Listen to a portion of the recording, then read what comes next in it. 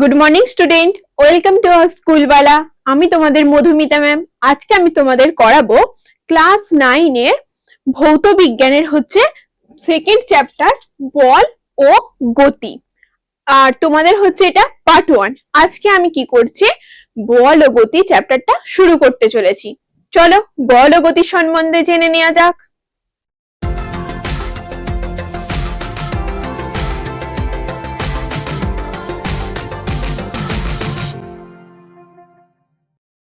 দেখো, আমরা এই চ্যাপ্টারে কোন কোন টপিক গুলো পড়বো ফার্স্টে জেনে নিই।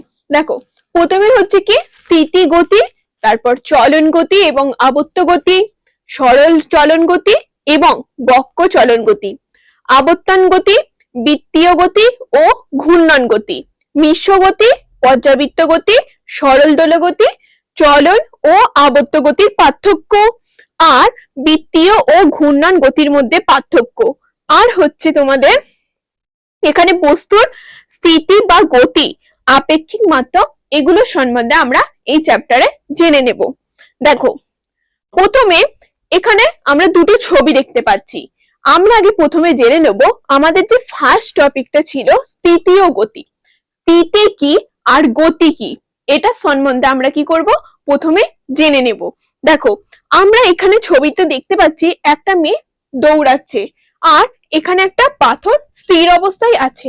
এবার দেখো, আমি এখানে চুপ করে দাঁড়িয়ে আছি, আর কিছু সময় পরে দেখো আমার কি কোনো মুভ হচ্ছে, বা আমি এখান থেকে কোথাও যাচ্ছি না, তাহলে আমি এখানে স্থির অবস্থায় আছি, মানে কি, এটা আমার স্থিতি। এরপর আমি এখানে চলে এলাম, অর্থাৎ দেখো কিছু সময় পর আমি ওখানে ছিলাম, ওখান থেকে কোথায় এলাম, এখানে এলাম, তাহলে আমি যে ওখান থেকে এখানে এলাম, এটাই হলো আমার কি, গতি। তাহলে স্থিতি ও গতির সম্বন্ধে আমরা জেনে নিলাম। যেমন এই মেয়েটা দৌড়াচ্ছে, এটা কি বোঝাচ্ছে, যে এটা গতিতে আছে, আর এই পাথরটা স্থির অবস্থায় আছে, অর্থাৎ এটা হলো স্থিতি। এরপর আমরা কি করব, স্থিতি ও গতির সংজ্ঞাটা জেনে নিই। দেখো, স্থিতি ও গতি। স্থিতির সংজ্ঞা: সময়ের সঙ্গে পারিপার্শ্বিকের তুলনায় যে সমস্ত বস্তুর অবস্থানের কোনো পরিবর্তন হয় না। কি বলেছে, সময়ের সঙ্গে। অর্থাৎ দেখো আমি কি বলেছি, আমি এখানে দাঁড়িয়ে আছি, কিছু সময় গেল, তারপরেও কি হলো, আমি অন্য কোনো জায়গায় যাচ্ছি না, অর্থাৎ আমি এই জায়গাতে একইভাবেই দাঁড়িয়ে আছি। তাহলে কি আমার কি কোনো পরিবর্তন হলো না, তাহলে এটাকে বোঝাচ্ছে কি, স্থিতি। তারপর কি বলেছে, পরিবর্তন না হয়, অর্থাৎ আমি ওখানে দাঁড়িয়েছিলাম, এটা হচ্ছে কি, স্থিতি। সেই বস্তুকে স্থির বা অচল বস্তু বলে। আর বস্তুর এই ধর্মকে কি বলা হয়, স্থিতিশীলতা বা স্থিতি বলে। তাহলে ওই যে ধর্মটা, ওই ধর্মটাকে আমরা কি বলে থাকি, স্থিতিশীলতা বা স্থিতি। এরপর এখানে দেখো আর একটা জিনিস বলা হয়েছিল কি, সময়ের সঙ্গে পারিপার্শ্বিকের তুলনায়।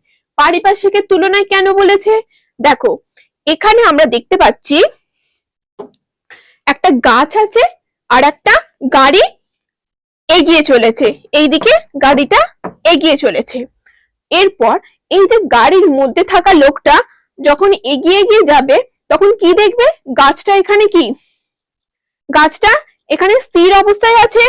তাহলে এই যে, তাহলে গাছটা স্থির অবস্থায় আছে, তাহলে এই লোকটার সাপেক্ষে তো এই গাছটা কি হচ্ছে, লোকটা বা অন্য কেউ, ধরো বাইরে থেকে তুমি দেখছো, আর তুমি ধরো দেখছো এরকম ভাবে বাইরে থেকে, তাহলে তোমরা কি দেখছো, যে এখানে গাছটা স্থির হয়ে আছে আর গাড়িটা কি এগিয়ে চলছে। তাহলে গাছটার এই যে স্থির হয়ে আছে, এটাকে আমরা কি বলবো, স্থিতি। আর এই গাড়িটা যে এগিয়ে যাচ্ছে, এটাকে আমরা দেখে কি বলবো, গতি। তাহলে ওই জন্যই কি বলা হয়েছে, পারিপার্শ্বিকের তুলনায়। কেন পারিপার্শ্বিকের তুলনায় বলা হয়েছে, মানে এই ধরো গাড়ির ভেতরে কোনো একটা যদি লোক থাকে, সে যখন গাড়িটা চালিয়ে যাবে, তার তার সাপেক্ষে কি হবে, গাছটা পেছন দিকে যাবে। তার মানে সে দেখে, গাড়িটা যখন চালাবে, সে দেখে মনে হবে যেন তার সমস্ত এই পাশের গাড়ির বাইরের যে দৃশ্যগুলো সব যেন কি পেছন দিকে চলে যাচ্ছে। তাহলে সে কি ভাবছে, যেন জিনিসগুলো পেছন দিকে যাচ্ছে। তার মানে কি, তার ওই জিনিসগুলো পেছন দিকে যাচ্ছে, মানে সেটার গতি হচ্ছে। তাহলে সে ভাবছে যে ওই জিনিসগুলোর গতি হচ্ছে। এই জন্যই এখানে কি বলা হয়েছে, পারিপার্শ্বিকের তুলনায়। তাহলে বোঝা গেল স্থিতি ও গতি কি। এরপর আমরা স্থিতি ও গতির কটা উদাহরণ জেনে নেব। দেখো উদাহরণ হচ্ছে কি চেয়ার, টেবিল, ঘরবাড়ি, পাহাড় প্রভৃতি হচ্ছে কি স্থির বস্তু এবং এদের অবস্থা হলো স্থিতি। তাহলে আমরা স্থির বস্তুর উদাহরণগুলো জেনে নিলাম কি চেয়ার, টেবিল, ঘর বাড়ি, পাহাড় প্রভৃতি হচ্ছে কি স্থির বস্তু, আর এদিকে এদের যে অবস্থাটা, এদের এই অবস্থাটাকে আমরা কি বলবো স্থিতি বলবো। এরপর চলো আমরা গতির সম্বন্ধে জেনে নিই। দেখো গতি বা মোশন কি বলেছে, গতি বা মোশন সময়ের সঙ্গে পারিপার্শ্বিকের তুলনায় যে সমস্ত বস্তুর অবস্থানের পরিবর্তন হয়। দেখো অবস্থানের পরিবর্তন হয় বলেছে, দেখো গাড়িটা এখানে ছিল, গাড়িটা কিছুক্ষণ পরে কিছু সময় পরে গাড়িটা কোথায় গেল, এখানে গেল। তাহলে ধরো এখানে যখন ছিল তখন বাজে 10টা, আর 10টা এম, আর এখানে যখন গাড়িটা গেল তখন ধরো 10টা 5 এম। তাহলে আমরা কি বলছি, এই 5 মিনিট সময়ের ব্যবধানে, এই 5 মিনিট সময়ের ব্যবধানে গাড়িটা এখান থেকে কোথায় গেল, এখানে গেল। তাহলে গাড়িটা কি হলো, গতি হয়েছে। তাহলে এই এখানে কি বলেছে দেখো, সময়ের সঙ্গে পারিপার্শ্বিকের তুলনায় যে সমস্ত বস্তুর অবস্থানের পরিবর্তন হয়, তাহলে এটাই গাড়িটার কি হলো, অবস্থানের পরিবর্তন হয়েছে। তাহলে সেই সমস্ত বস্তুকে আমরা কি বলবো, গতিশীল বা সচল বস্তু। তাহলে এখানে আমার গাড়িটা কি হয়ে যাচ্ছে, চলন্ত গাড়িটা একটা গতিশীল বা সচল বস্তু। বস্তুর এই ধর্মকে গতিশীলতা বা গতি বলে। এই যে গাড়িটা এখান থেকে এখানে গেল, এটা তো একটা কিছু ধর্মের জন্য হয়েছে, তাহলে এই গাড়িটার এই ধর্মকে কি বলা হয়, গতিশীলতা বা গতি। এবার এর উদাহরণগুলো আমরা জেনে নেব। দেখো চলন্ত রেলগাড়ি, মোটর গাড়ি, সাইকেল, বিমান সবকিছুই কিন্তু চলন্ত, প্রভৃতির অবস্থা হলো কি গতি। তাহলে এইগুলোর প্রভৃতির অবস্থাগুলো হলো কি গতি। তাহলে স্থিতি ও গতির সম্বন্ধে নিশ্চয়ই বোঝা গেছে। তাহলে এরপর চলো আমরা পরের টপিকে চলে যাই। দেখো আমাদের পরের টপিক কি ছিল, চলন গতি এবং আবর্তন গতি। তাহলে চলো চলন গতি ও আবর্তন গতিতে চলে যাই। দেখো বিভিন্ন প্রকার গতি হচ্ছে বিভিন্ন প্রকার হয়। এখানে আমরা মেন হচ্ছে কি কোন গতিশীল বস্তুর গতি মূলত কি দুই প্রকারে আমরা ভাগ করেছি, একটা হচ্ছে কি চলন গতি আর একটা হচ্ছে কি আবর্তন গতি। দেখো চলন গতি কাকে বলে আমরা আগে জেনে নিই। দেখো চলন গতি হচ্ছে কোন সচল বস্তুর গতি যদি এইরূপ হয় যে বস্তুটির প্রতিটি অবস্থানে বস্তু মধ্যস্থ যে কোনো দুটি কণার সংযোজী সরল রেখা পরস্পরকে সমান্তরাল হয়, পরস্পরের কি হবে সমান্তরাল হয়, তবে বস্তুর গতিটিকে চলন গতি বলে। এরপর আমি এখানে কি সংজ্ঞায় বলতে চেয়েছে সেটা এবার ভেঙে বলি। দেখো এখানে বলতে চেয়েছে ধরো এটা একটা বস্তু আছে আমরা দেখতে পাচ্ছি, এরপর বলেছে যে এটা একটা কি বস্তু, সচল বস্তু। দেখো এই দিক থেকে ধরি প্রথমে, এটা একটা কি একটা সচল বস্তু। এরপর বলেছে যে এই বস্তুটার গতি যদি এইরূপ হয় যে বস্তুটির প্রতিটি অবস্থানে, দেখো বস্তুটা প্রথমে এখানে ছিল, তারপর বস্তুটা কোথায় এলো, এখানে এসছে, তারপর এসছে এখানে। তাহলে প্রতিটি অবস্থানে বস্তু মধ্যস্থ যে কোনো দুটি কণার সংযোগ সরলরেখা। তাহলে যে কোনো দুটি কণা কি, ধরো এখান থেকে এখানে একটা কণা আছে কি এ, আর এখানে একটা কণা আছে সেটাও এ, কারণ এইটাই তো এখানে আসছে, আবার এই কণাটাই এখানে আসছে। তাহলে আর এখানে ধরো একটা নিচে কণা আছে বি, এই কণাটাই কোথায় আসছে, এখানে আসছে, কিছু সময় পর আবার সেটাও এখানে আসছে। তাহলে এই যে কণাগুলোর স্থানের পরিবর্তন হচ্ছে, দেখো কণাগুলোর যে এখানে ছিল এখানে আসছে আবার এখানে আসছে, এই যে পরিবর্তন হচ্ছে, তাহলে এই কণা দুটির যে সংযোগ সরলরেখা, অর্থাৎ দেখো এই এ এর সাথে এ এর সংযোগ সরলরেখা, বি এর সাথে বি এর সংযোগ সরলরেখা, এখানে যখন আসছে আবার এটার সাথে এটা সংযোগ, এটার সাথে এটা সংযোগ, এই যে সংযোগ সরলরেখা গুলো কি পরস্পরের সমান্তরাল হয়। সমান্তরাল মানে কি, ধরো এই এই এই রেখাগুলো কখনোই পরস্পরের সাথে মিলিত হবে না, তাহলে সমান্তরাল হয়, তবে বস্তুটির গতিকে আমরা কি বলবো চলন গতি। তাহলে এই যে বস্তুটার সরলরেখাগুলো কি হবে, কণা দুটোর মধ্যে যে সংযোগ সরলরেখা, সেই সরলরেখা দুটো পরস্পর যদি সমান্তরাল হয় তখন আমরা ওই বস্তুটার গতিটিকে কি বলবো, বলে থাকবো চলন গতি। তাহলে চলন গতি কাকে বলে বোঝা গেল। এরপর চলন গতিকে এবার আমরা কি করি, দুটো ভাগে ভাগ করি। একটা হচ্ছে সরল চলন গতি আর একটা হচ্ছে কি বক্র চলন গতি। তাহলে চলন গতি কি সরল চলন গতি, আর একটা কি বক্র চলন গতি। তাহলে এই চলন গতিকে আমরা কি করছি, দুটো ভাগে ভাগ করছি। এরপর আমরা জানবো যে সরল চলন গতি তাহলে কি আর বক্র চলন গতি কি। তাহলে চলো সরল চলন গতি সম্বন্ধে জেনে নিই। দেখো সরল চলন গতি হচ্ছে সেই চলন গতি যেখানে কি বলেছে সরল রৈখিক পথে সম্পাদিত চলন গতিকে কি বলা হয়, সরল চলন গতি। এরপর আমরা জেনে নিই যে সরল চলন গতিটা অ্যাকচুয়ালি কি। আমরা তো একটা সংজ্ঞাটা পড়লাম। এ দেখো সরল চলন গতি হচ্ছে এই যে এ বিন্দু আর এ বিন্দু এর মধ্যে এই বি বিন্দু আমরা আগে চলন গতির সম্বন্ধে জেনেছি যে এই দুটো বিন্দুর মধ্যে যে সরলরেখা উৎপন্ন হবে, যে দুটি সরলরেখা তারা কি হবে, পরস্পর সমান্তরাল হবে। তাহলে দেখো এই সরলরেখাগুলো কি পরস্পর সমান্তরাল, কিন্তু একটা জিনিস দেখো এইগুলো কি সরল, অর্থাৎ কি সোজাসুজি আছে, তাই আমরা এগুলোকে কি বলবো, সরল চলন গতি। অর্থাৎ কি সরল রেখা পথে এরা দেখো এই বস্তুটা প্রথমে এখানে ছিল, সরল রেখা পথে এখানে এলো, তারপর আবার এখানে এলো, অর্থাৎ এরা কি সরল রেখা পথে যাত্রা করছে, যার জন্যই কি হচ্ছে এদের পথটা সরল হচ্ছে। তাই এই গতিটাকে আমরা কি বলবো, সরল চলন গতি। এবার সরল চলন গতির উদাহরণ দেখো, অবাধে পতনশীল বস্তুর গতি, লিফটের গতি। আমরা কি প্রত্যেকেই লিফট দেখেছি। দেখো লিফট কি হয়, ধরো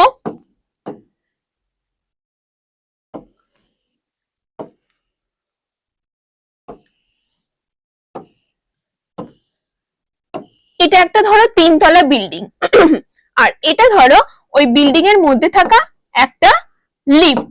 এটা লিফট, প্রথমে লিফটটা কতলায় ছিল, 3 তলায়।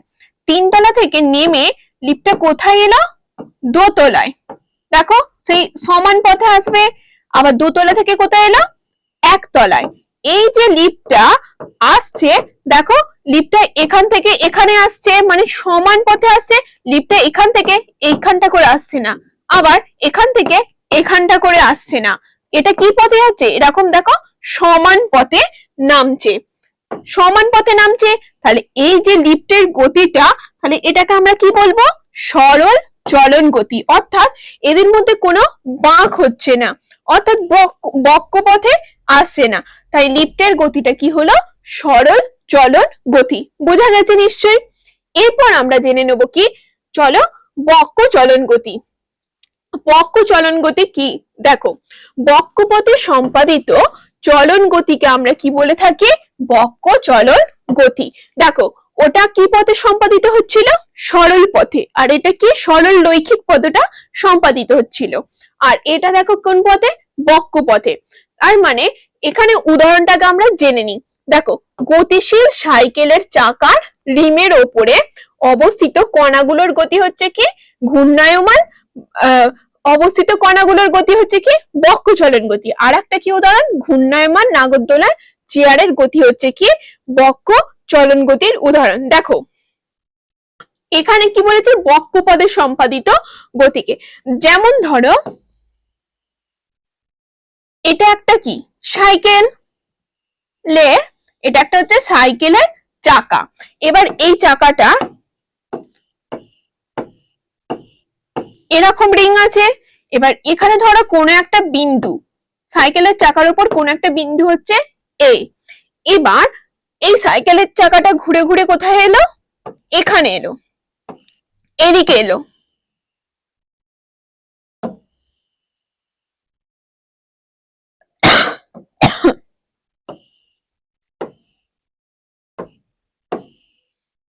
এরপর এই এ বিন্দুটা ঘুরে ঘুরে কোথায় চলে এলো, এই জায়গাটা এ বিন্দুটা চলে এলো। তাহলে দেখো এ বিন্দুটা এখানে ছিল, কিন্তু চলে এলো কোথায়, এখানে।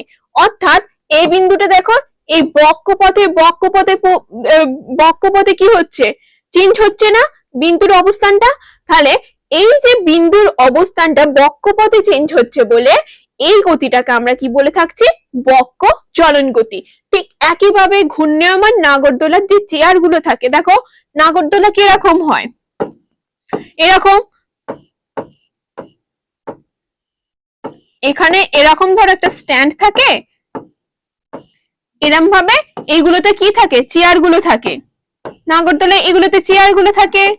এই চেয়ার গুলো যখন এই নাগরদোলাটা ঘোরে, এই চেয়ারটা কখনো এখানে আসে, আবার এই চেয়ারটার পজিশন এখানে চলে যায়, আবার এই চেয়ারটার পজিশন উপরে উঠে যায়, এরকম হয়। তাহলে এই যে ঘুরছে, এই চেয়ার গুলোর গতিগুলোর কি হচ্ছে, পরিবর্তন হচ্ছে যখন নাগরদোলাটা এইভাবে ঘুরছে।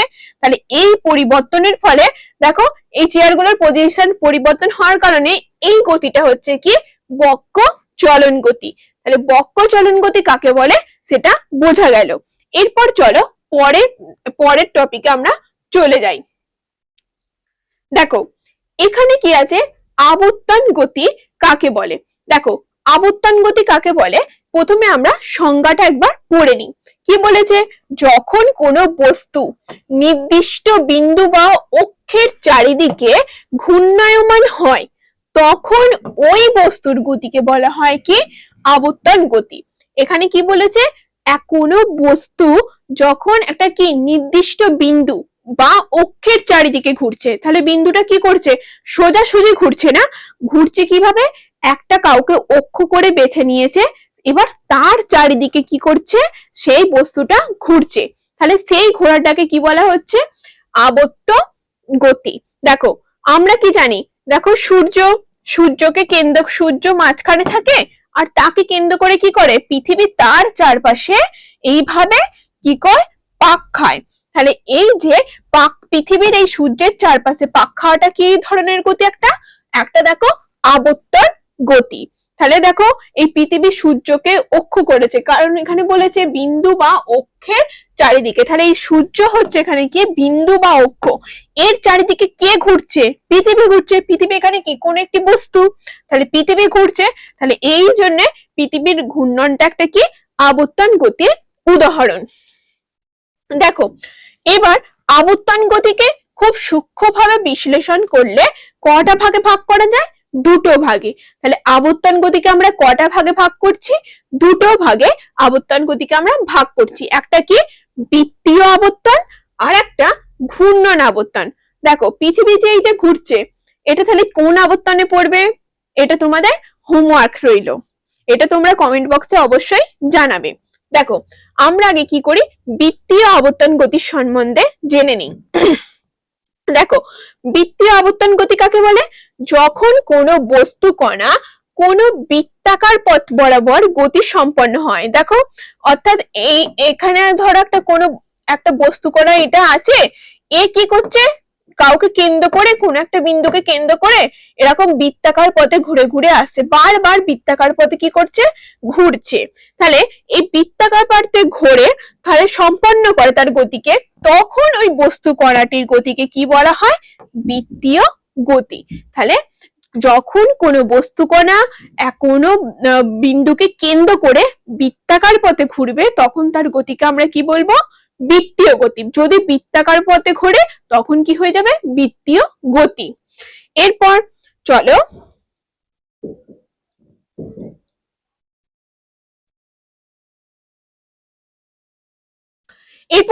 ঘূর্ণন গতির সম্বন্ধে আমরা জেনে নিই। দেখো ঘূর্ণন গতি কাকে বলে আগে আমরা সংজ্ঞাটা জেনে নিই। দেখো ঘূর্ণন গতি, যখন কোনো বিস্তৃত বস্তুর গতি এমন হয় যে নিজের অক্ষের সাপেক্ষে বস্তুটির কোনরূপ স্থানান্তর হয় না, কেবলমাত্র দিক স্থিতির পরিবর্তন ঘটে, তখন ওই বস্তুর গতিকে কি বলবো, ঘূর্ণন গতি। দেখো ঘূর্ণন গতির ক্ষেত্রে কিরকম বলতো, হচ্ছে ধরো এখানে একটা বিন্দু আছে, এই বিন্দুটাকে কেন্দ্র করে কোনো একটা বস্তু ঘুরবে, কিন্তু বস্তুটার কি বলা হয়েছে, এখানে বস্তুটির কোনরূপ স্থানান্তর হয় না, অর্থাৎ বস্তুটা ওই একই জায়গাতেই থেকে কি করে, ঘোরে।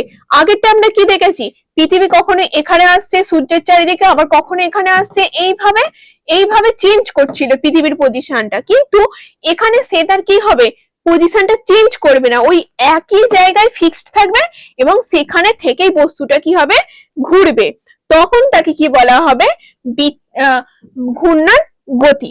দেখো ঘূর্ণন গতি যেমন হচ্ছে ঘূর্ণায়মান পাখার গতি, পৃথিবীর নিজের অক্ষের সাপেক্ষে আহ্নিক গতি। দেখো ঘূর্ণায়মান পাখার গতি এখানে হচ্ছে কি, এখানে এই পয়েন্টটাকে ফিক্সড করে এই পাখাটা কি হচ্ছে, ঘুরছে। দেখো পাখাটা কি কখনো চেঞ্জ হয়ে এখানে চলে যাচ্ছে, বা কখনো এই পাখার কেন্দ্রটা এইদিকে পাখাটা চলে যাচ্ছে না। পাখাটাই একই জায়গাতে কি হয়েছে, ফিক্সড ভাবে দাঁড়িয়ে আছে। এবার এখানেই কি হচ্ছে, পাখাটা বারবার ঘুরছে। তাহলে এই গতিটাকে আমরা কি বলবো, ঘূর্ণন গতি। ঠিক একই ভাবে পৃথিবী তো এইভাবে, এখানে ধরো সূর্য আর পৃথিবী এর চারিদিকে ঘুরছে। পৃথিবী যখন ঘোরে সূর্যের চারিদিকে, পৃথিবী তখন নিজের অক্ষের চারিদিকেও ঘোরে। পৃথিবী নিজেও এরকম কি হবে, সূর্যের চারিদিকে এরকম ভাবে লাট্টুর মতো ঘোরে, নিজেও নিজের অক্ষের চারিদিকে লাট্টুর মতো ঘোরে।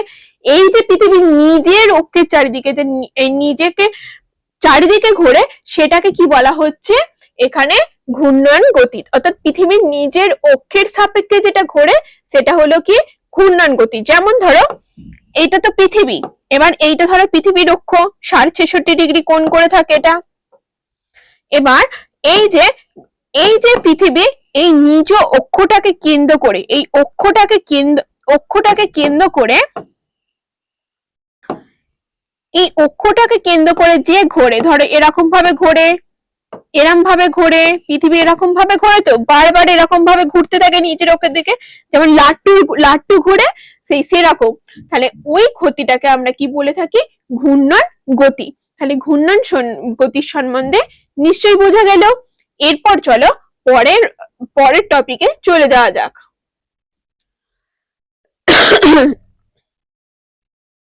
এরপর আমরা জানবো মিশ্র গতি। দেখো মিশ্র গতি কি, যখন চলন ও ঘূর্ণনের সমন্বয়ে কোন বস্তুতে যে গতির সৃষ্টি হয় তাকে কি বলবো, মিশ্র গতি। অর্থাৎ যে গতিতে চলন গতিও থাকবে, আর কি এখানে ঘূর্ণন গতিও থাকবে, চলন গতিও থাকবে, ঘূর্ণন গতিও থাকবে, সেই গতিকে আমরা কি বলবো, মিশ্র গতি। অর্থাৎ দুটো গতি যে বস্তুর মধ্যে আমরা কি পাবো লক্ষ্য করতে পারবো, সেই বস্তুর গতিকে আমরা কি বলবো, মিশ্র গতি। যেমন ধরো এই পৃথিবী বা সাইকেলের চাকা কি হয় যখন সাইকেলটা যায়, সাইকেলটা এইভাবে চেঞ্জ হতে এইভাবে, এই যে সাইকেল চাকাটা ঘুরতে ঘুরতে এইভাবে এগিয়ে চলে, তো সাইকেলের চাকাটা ঘুরতে তাহলে দেখো সাইকেলের চাকার যে এই রিংটা আছে, রিংটা নিজে কি হচ্ছে, গোল গোল হয়ে ঘুরছে।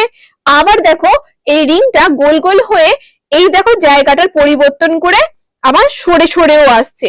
অর্থাৎ দেখো চাকাটার মানে ওই চলন গতি হচ্ছে, মানে দেখো এক জায়গা থেকে আরেক জায়গায় কি হচ্ছে, চলন কাকে বলেছি সময়ের সঙ্গে স্থান পরিবর্তন করলে চলন। তাহলে এই যে চাকাটা সময়ের সাথে স্থান পরিবর্তন করে, দেখো প্রথমে এখানে ছিল, এখান থেকে ঘুরে ধরো এখানে এলো।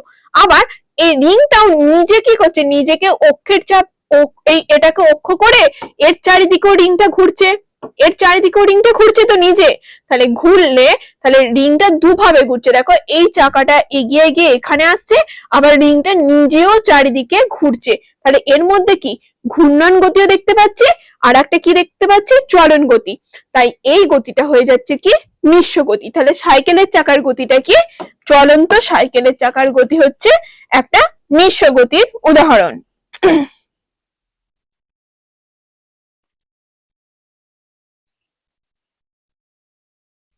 দেখো আবার পৃথিবী কি বলেছে, সূর্যের চারিদিকে পৃথিবীর গতিটাও কি আমরা জানি মিশ্র গতি। কেন, এই দেখো আমি আগে এখানে বলেছি পৃথিবী তো নিজের অক্ষের চারিদিকে লাট্টুর মতো ঘোরে, লাট্টুর মতো পাক খাচ্ছে।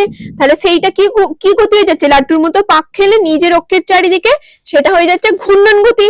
তাহলে এই যে লাট্টুর মতো পাক খাচ্ছে, আবার পাক খাচ্ছে, সেটা ঘূর্ণন গতি হচ্ছে। আবার কি হচ্ছে, শুধু সে নিজের অক্ষের চারিদিকে এরকম ফিক্সড ভাবে কি এরকম ভাবে ঘুরছে না, ফিক্সড ভাবে ঘুরতে সে আবার স্থান পরিবর্তন করে কি হচ্ছে, এরকম ভাবে এগিয়ে অন্য জায়গায় চলে আসছে। যেমন আমি ওখানে ছিলাম, ওখান থেকে ঘুরে এখানে এলাম, তাহলে এই যে সরল রেখা পথে চলে এলাম।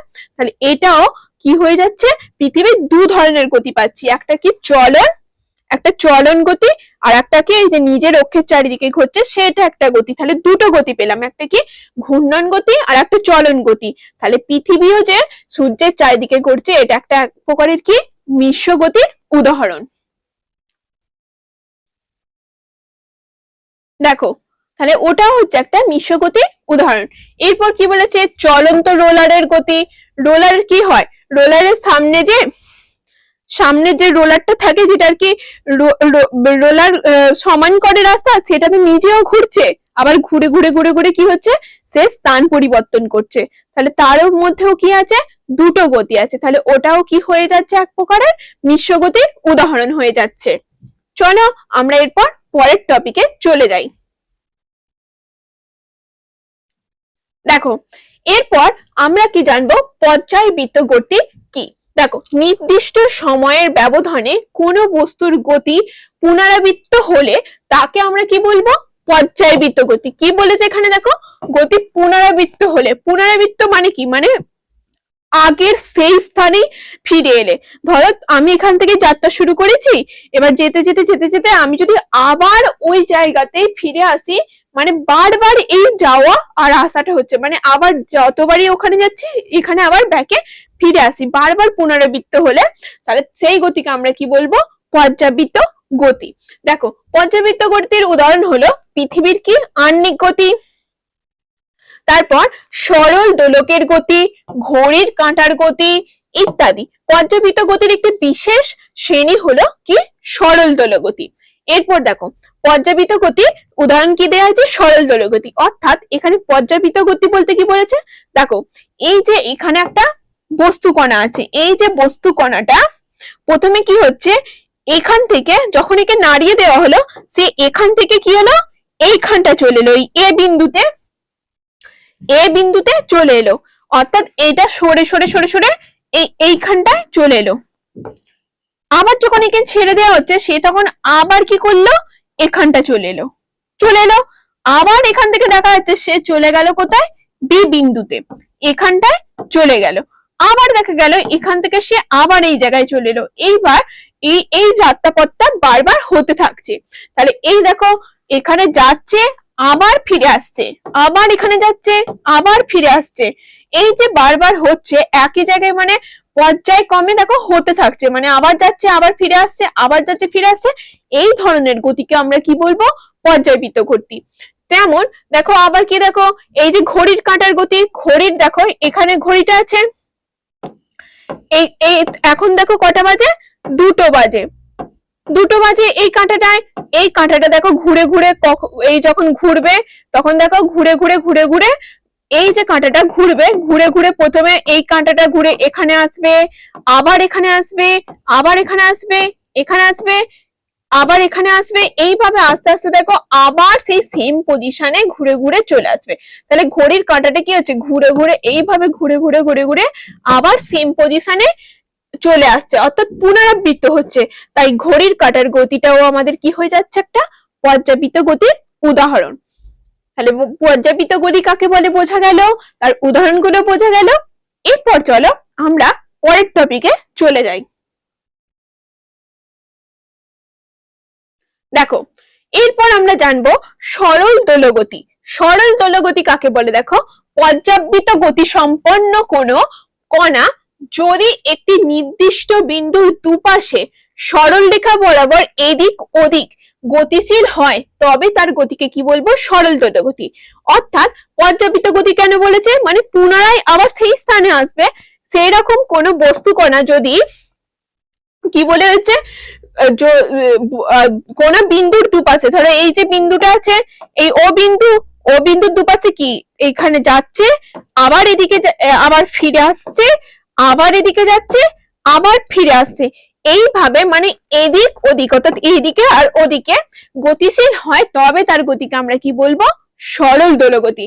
এরকম আমরা কি দেখেছি পুরোনো দিনের সেই আমরা ঘড়িগুলোতে দেখে থাকি না যেগুলোতে ঘন্টা বাজে, তো সেই ধরনের কি হয়েছে পেন্ডুলাম ঘড়ি যেটাকে বলা হয় দেয়ালের পেন্ডুলাম ঘড়ি, তো সেই ধরনের ঘড়ির গতিকে কি বলা হয় গতি হচ্ছে কি সরল দোলগতি। অর্থাৎ দেয়াল ঘড়ির পেন্ডুলামের গতিটা হচ্ছে কি এক প্রকারের সরল দোলগতির উদাহরণ। এরপর চলো আমরা কি জানবো, সরল দোলগতির বৈশিষ্ট্য। এই সরল দোলগতির বৈশিষ্ট্যটা আমরা জেনে নিই। দেখো, সরল দোলগতি হচ্ছে কি এক ধরনের পর্যাবৃত্ত গতি, আমরা আগেই জেনেছি। তাহলে ওটা হলো 1 নম্বর বৈশিষ্ট্য। আর একটা হচ্ছে কণার ত্বরণ কি হয়, সব সময় সাম্যাবস্থায় থেকে সরণের সমানুপাতিক ও সর্বদা সাম্যাবস্থানে কি হয়, অভিমুখী হয়। সাম্যাবস্থান বলতে কি, দেখো এই যে আমি পেন্ডুলামটাকে এই দিকে টানলাম, টেনে এরপর পেন্ডুলামটাকে ছেড়ে দিলাম, সে কি এখানেই স্থির থাকবে? আমি যদি পেন্ডুলামটাকে না ধরে থেকে এটাকে কি করে দিই, ছেড়ে দিই, তাহলে সে কি এইখানটাতেই থাকবে? এখানে টেনে রাখার পর থাকবে না, সে কি করবে, এটাকে নিচের দিকে নেমে এই জায়গাটা স্থির হওয়ার কি করবে, সে চেষ্টা করবে। এই যে আবার স্থির হওয়ার চেষ্টা করবে, আবার এইদিকে ধরো টানলাম, এইদিকে টানার পরেও কি সে এখানে স্থির থাকবে? আমি যদি হাতটা ছেড়ে দিই, থাকবে না, সে কি করবে, এখান থেকে আস্তে আস্তে এখানে আসে স্থির হওয়ার চেষ্টা করবে। এই যে এই পয়েন্টটায় যে ও স্থির হওয়ার চেষ্টা করছে, এই পয়েন্টটাকে কি বলা হয়, সাম্যাবস্থান। তাহলে এই পজিশনটাকে, যেখানে সে স্থির থাকার চেষ্টা করছে, সেই পজিশনটাকে আমরা কি বলে থাকি, সাম্যাবস্থান। তাহলে কি, এই যে সরল দোলগতি, এর গতি সরণের গতি কি, সরণের এর সাম্যাবস্থান থেকে কি হয়, সরণের সমানুপাতিক, অর্থাৎ সরণের সমানুপাতিক হচ্ছে আর কি সর্বদা সাম্যাবস্থানের অভিমুখী। তার মানে কি, এই সর্বদা এই সাম্যাবস্থান পজিশনে আসার সে কি করবে, চেষ্টা করবে। এটাই হচ্ছে সরল দোলগতির বৈশিষ্ট্য, একবার দেখে নাও। চলো এরপর আমরা নেক্সট টপিকে চলে যাই। দেখো, আমরা এখানে জেনে নেব চলন ও আবর্ত গতির মধ্যে পার্থক্য। দেখো কি, চলন গতি, প্রথমে কি বলেছে, চলন গতির ক্ষেত্রে কি, বস্তুর মধ্যে অবস্থান যে কোনো দুটি বিন্দুর সংযোগ সরলরেখা সর্বদা কি পূর্বের যে কোনো অবস্থান ওই দুটি বিন্দুর সংযোগ সরলরেখার সঙ্গে কি হয়, সমান্তরাল হয়। তাহলে আমরা চলনের ক্ষেত্রে বলেছি, এখানে দেখো কি বলেছে, সংজ্ঞাটাই এখানে আমাদের তুলে দেওয়া হয়েছে, সংজ্ঞাটাই তুলে দেওয়া হয়েছে, পূর্বের সাথে কি হয়, সমান্তরাল হয়। আমরা এখানে পড়েছিলাম না,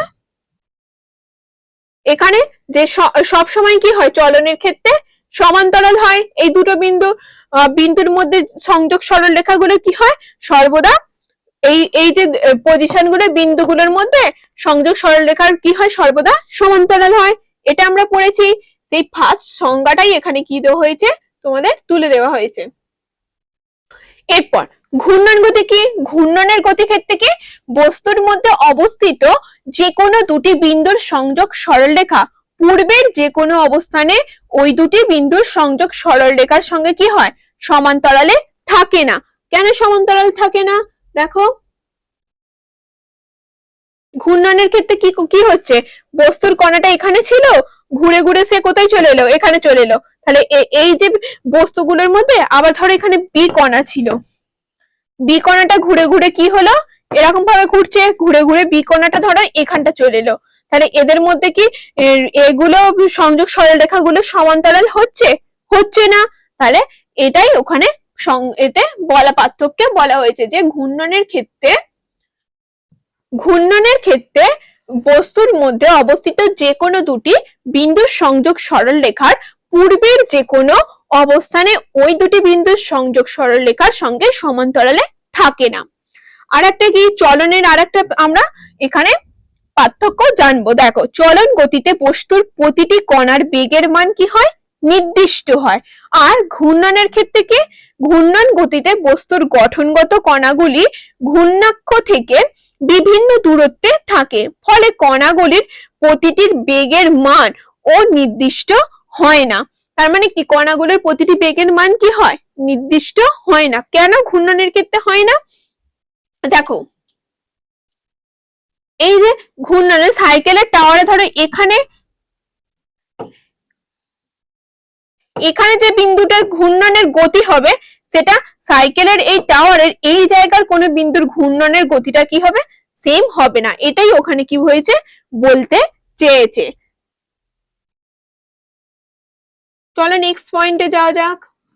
দেখো, এরপর আমরা জেনে নেব যে বৃত্তীয় ও ঘূর্ণন গতির মধ্যে পার্থক্য। দেখো বৃত্তীয় গতির ক্ষেত্রে 1 নম্বর পয়েন্টে কি বলা হয়েছে, বৃত্তাকার পথ বরাবর এটি কণার গতিশীল হলো বৃত্তীয় গতি, এটা আমরা আগেই জেনে নিয়েছি। আর ঘূর্ণন গতির ক্ষেত্রে একটি দৃঢ় বস্তু যদি নিজ অক্ষের সাপেক্ষে ঘুরতে থাকে তাহলে বস্তুর গতি হলো কি, ঘূর্ণন গতি। আর বৃত্তীয় গতি কি বলেছে, বৃত্তাকার পথ, এই যে বৃত্তাকার পথে ধরো পৃথিবী এরকম বৃত্তাকার পথে ঘুরছে, তাহলে এটাকে কি বলছে, বৃত্তীয় গতি। আর ঘূর্ণনের ক্ষেত্রে পৃথিবী নিজ অক্ষের চারিদিকে ঘুরছে, মানে এরকম বারবার এরকম ভাবে নিজ অক্ষের এই যে অক্ষটাকে কেন্দ্র করে কি হচ্ছে, নিজের চারিদিকে ঘুরছে, অর্থাৎ লাট্টুর মতো ঘুরছে, তাহলে সেটা কি হয়ে যাচ্ছে, ঘূর্ণন গতি। আবার কি, গতিশীল কণা বৃত্তের পরিধি বরাবর সর্বদা কি হয়, অবস্থান পরিবর্তন করে। গতিশীল কণা কি বলেছে, বৃত্তের পরিধি বরাবর সর্বদা অবস্থান পরিবর্তন করে। ধরো এই যে বৃত্ত, এই বৃত্তর পরিধি, এইটাকে আমরা পরিধি বলে থাকি, তাহলে এই বরাবর সর্বদা অবস্থান পরিবর্তন করছে, এখানে একবার, এখানে একবার, এখানে একবার, এখানে একবার, এখানে একবার, এই অবস্থান পরিবর্তন করছে। আর এখানে কি বলেছে, বস্তু ঘূর্ণাক্ষের সাপেক্ষে স্থানান্তরিত না হয়ে কেবলমাত্র দিকসজ্জা পরিবর্তন করে।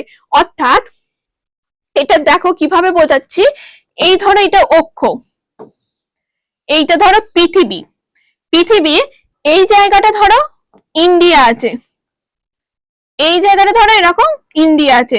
এবার পৃথিবী যখন নিজ অক্ষের চারিদিকে এইভাবে লাট্টুর মতো পাক খাবে, তখন কোনো একটা টাইম তো আসবে যে এইভাবে লাট্টুর মতো পাক খেতে খেতে এই ইন্ডিয়াটা পেছন দিকে চলে আসবে, আর এই জায়গাটায় অন্য কোনো দেশ চলে আসবে।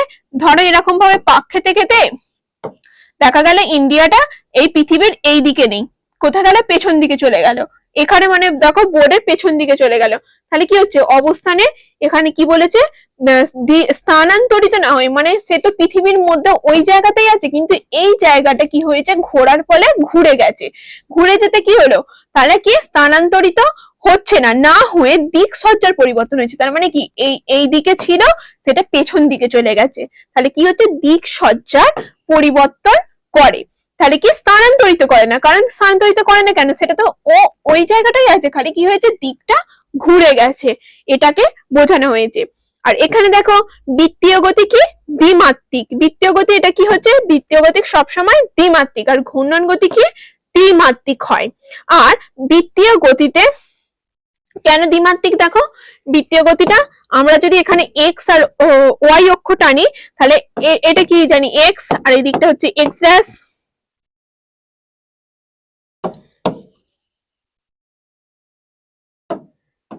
আর এদিকটা কি জানি, ওয়াই ড্যাশ, আর এটা ওয়াই। তাহলে এই যে কখনো বস্তুটা এখানে আছে, আবার কখনো এখানে আছে, এখানে আছে, এখানে আছে, এই পয়েন্ট গুলো দেখো প্রত্যেকটা আমরা কি স্থানাঙ্ক বের করতে পারবো। এক্ষেত্রে দেখো আমরা বলতে পারি তো, এই যে বস্তুটা কোন অক্ষের উপর আছে, এক্স কোন মানে পাদে আছে বলতে পারবো, তাহলে সেক্ষেত্রে এক্স ওয়াই দিয়ে বলতে পারবো। তাহলে এটা কি দ্বিমাত্রিক, অর্থাৎ দুটো দুটো মানে অ্যাক্সিসকে দিককে বোঝাচ্ছে, তাই এটা কি দ্বিমাত্রিক, এক্স আর ওয়াই। আর এক্ষেত্রে তোমরা দেখো, এটা এক্ষেত্রে যখন ঘুরবে তখন দেখো আমরা এক্স ওয়াই আবার জেড অক্ষ, তিনটে অক্ষরই আমাদের প্রয়োজন হয়। দেখো এই দিকটা এক্স ড্যাশ, এই দিকটা এক্স, এটা ওয়াই, এটা ওয়াই ড্যাশ, এটা ধরো জেড, আর এটা জেড ড্যাশ, আর এটা জেড।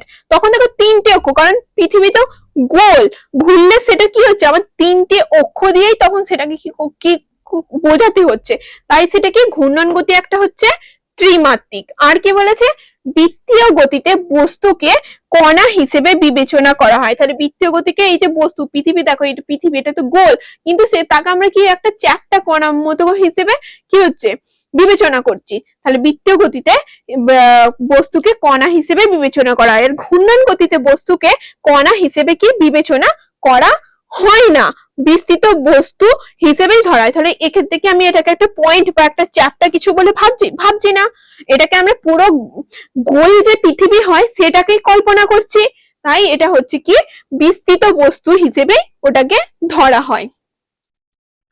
এরপর চলো কি বলেছে এখানে, পরের টপিক একবার দেখে নেওয়া যাক।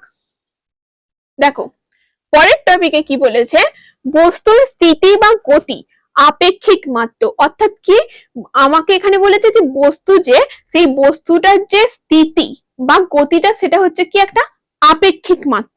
দেখো আগে আমরা এটা পড়ে নিই, তারপর আমরা বুঝে নেব যে ব্যাপারটা কি। দেখো কি বলেছে, কোন বস্তুর স্থিতি বা গতি সর্বদা কি আপেক্ষিক, অর্থাৎ বস্তু স্থির বা গতিশীল বলতে বোঝায় বস্তুটি অন্য কোনো বস্তুর সাপেক্ষে স্থির বা গতিশীল অবস্থায় রয়েছে। অর্থাৎ কি বলেছে, অন্য কোনো বস্তুর সাপেক্ষে স্থির বা গতিশীল অবস্থায় রয়েছে। তাহলে কোন বস্তুর স্থির বা গতিশীল বলতে কি বোঝায়, যে ওই বস্তুটা অন্য কোনো বস্তুর সাপেক্ষে স্থির বা গতিশীল অবস্থায় রয়েছে। দেখো অন্য কোনো বস্তুর সাপেক্ষে কেন বলেছে, দেখো এখানে একটা আমরা ছবি দেখাই। আমরা এখানে কি দেখতে পাচ্ছি, যে এই তিনটে লোক স্টেশনের মধ্যে দাঁড়িয়ে আছে, আর তাদের সামনে দিয়ে একটা ট্রেন কি হয়েছে, ছুটে চলেছে। এবার এই তিনটে লোক কি দেখছে, যে এই ট্রেনটা যে চলেছে, ট্রেনের মধ্যে থাকা প্রত্যেকটা বস্তু কি ছুটে চলেছে, অর্থাৎ তাদের মধ্যে কি আছে, গতি আছে। অর্থাৎ এই ট্রেনের মধ্যে থাকা সমস্ত লোকজন কি হয়েছে, একটা গতিতে এগিয়ে চলেছে। আর তাহলে এরা কি দেখছে, ওই ট্রেনের মধ্যে থাকা যে মানুষগুলো তারা কি গতিশীল, এই তিনটে লোক দেখছে স্টেশনে দাঁড়িয়ে।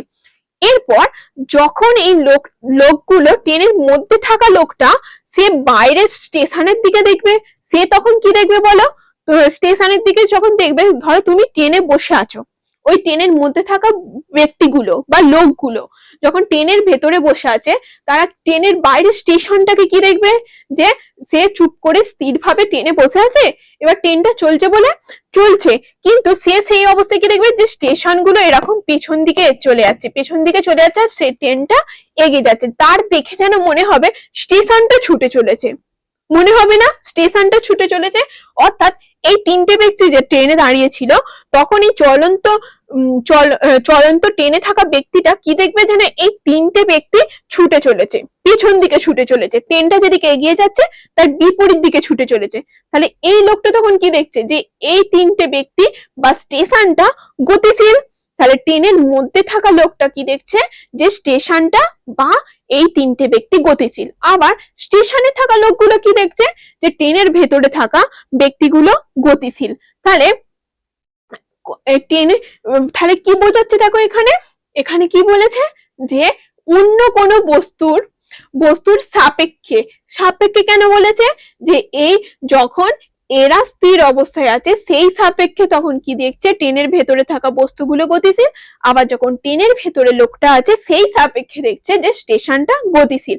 তাহলে বোঝা গেল কেন সাপেক্ষে বলা হয়েছে, যে তোমার পজিশনটা কিরকম আছে সেটাকে বোঝাবে, যে তুমি গতিশীল না স্থির। তাহলে ওই জন্যই কি বলা হয়েছে, যে কোনো বস্তুর গতিটাই কি একেবারে পরম গতি বা স্থিতি নয়। কারণ কি,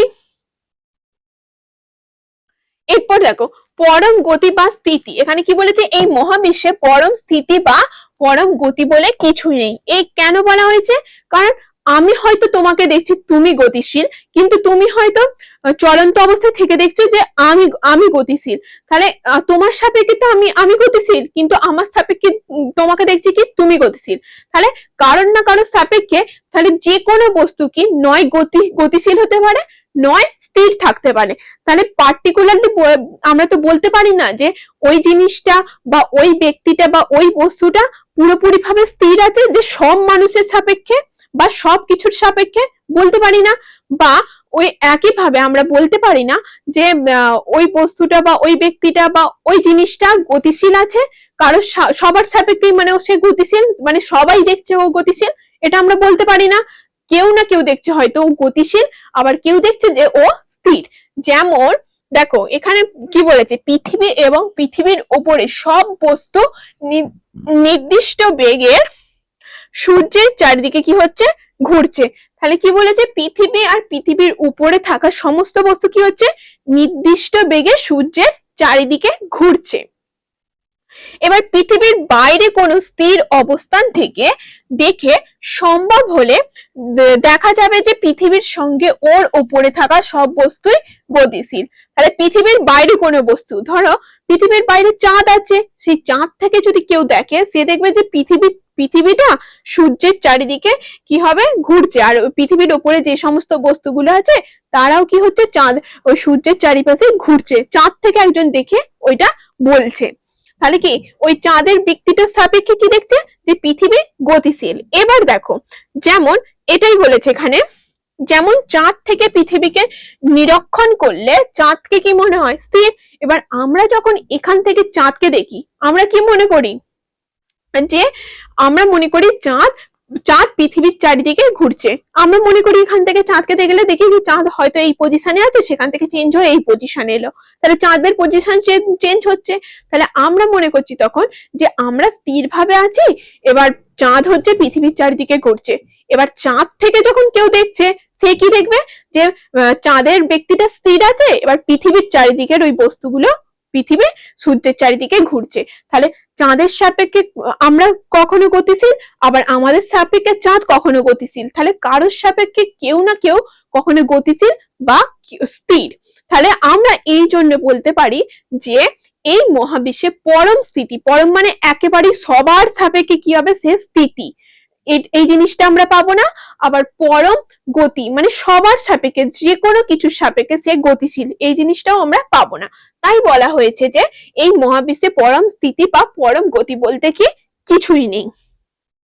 দেখো এটাই এখানে বলা হয়েছে, যখন পৃথিবী, এটা চাঁদ, যখন চাঁদ পৃথিবীটা স্থির আছে, পৃথিবীতে থাকা কোনো একটা ব্যক্তি বলছে, ব্যক্তি দেখে ভাবছে যে চাঁদটা পৃথিবীর চারিদিকে ঘুরছে, তাহলে চাঁদ গতিশীল ভাবছে, এই ব্যক্তিটা এ স্থির ভাবছে। কিন্তু যখন এই চাঁদে কেউ আছে, চাঁদে ধরো কেউ আছে, সে তখন এই চাঁদ থেকে পৃথিবীকে কি দেখছে, ঘুরতে দেখছে, হয়তো পৃথিবীর মধ্যে থাকা বস্তুটা ঘুরছে, তাহলে চাঁদ তখন এই পৃথিবীকে গতিশীল ভাবছে। অর্থাৎ কারোর সাপেক্ষে কেউ না কেউ কখনো স্থির বা কখনো গতিশীল। তাই এই মহাবিশ্বে কোনো পরম স্থিতি বা পরম গতি বলতে কিছুই নেই। Thank you. আজ তোমাদের এই পর্যন্তই। তোমাদের যদি আমাদের পড়ানো ভালো লাগে অবশ্যই আমাদের চ্যানেলটিকে সাবস্ক্রাইব করো, আর আমাদের ভিডিওগুলিতে লাইক করতে ভুলো না, আর ভিডিওগুলো পছন্দ হলে তোমরা শেয়ার করো। আর আমাদের স্কুলওয়ালা ওয়েবসাইটে তোমরা যেতে পারো, ওখানে তোমরা আমাদের সমস্ত সাবজেক্টের ভিডিও পেয়ে যাবে, সঙ্গে তোমরা সাবজেক্ট ওয়াইজ পিডিএফ পেয়ে যাবে আর নোটসও পেয়ে যাবে। তো তোমরা ওখানে এমসিকিউ টেস্টও দিতে পারবে, এমনি টেস্টও দিতে পারবে, আর তোমরা আমাদের স্কুলওয়ালা অ্যাপটিও ডাউনলোড করে নিতে পারো। থ্যাংক ইউ, আজ এই পর্যন্তই।